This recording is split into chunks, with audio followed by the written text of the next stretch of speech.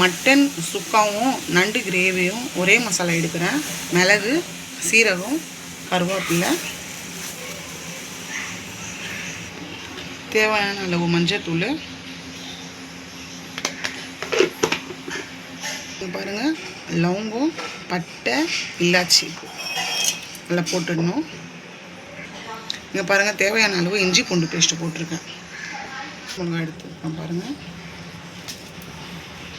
பச்சை மிளகாய் எடுத்திருக்கேன். மட்டன் சுக்காவும் நண்டு கிரேவியும் செய்கிறேன் நான். ரெண்டுத்துக்கும் மசாலா இது. இங்கே பாருங்கள், வெங்காயம், தக்காளி, தேங்காய், கொத்தமல்லி, கருவேப்பிலை எல்லாத்தையும் போட்டு அரைச்சிடணும். கொஞ்சோண்டு உப்பு போட்டுக்கணும், தேவையான அளவு. அரைக்கணும், கசப்பாயிடும். இங்கே பாருங்கள், உப்பு தேவையான அளவு நான் போட்டு அரைச்சிடுறேன்.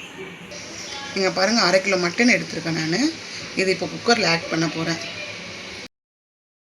பாருங்கள், அரைச்சி வச்ச மசாலா நான் இப்போ கலந்துட்டு அளவு கருவேப்பிலை,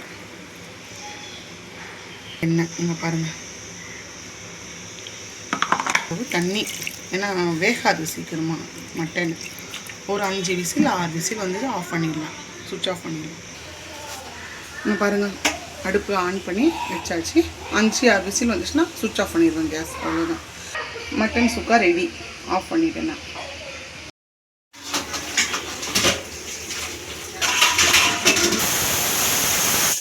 சுக்கா நான் வந்து கொஞ்சம் கிரேவியாக வச்சுருக்கேன். சாப்பாடுலேயும் கலந்து சாப்பிட்டா சூப்பராக இருக்கும்.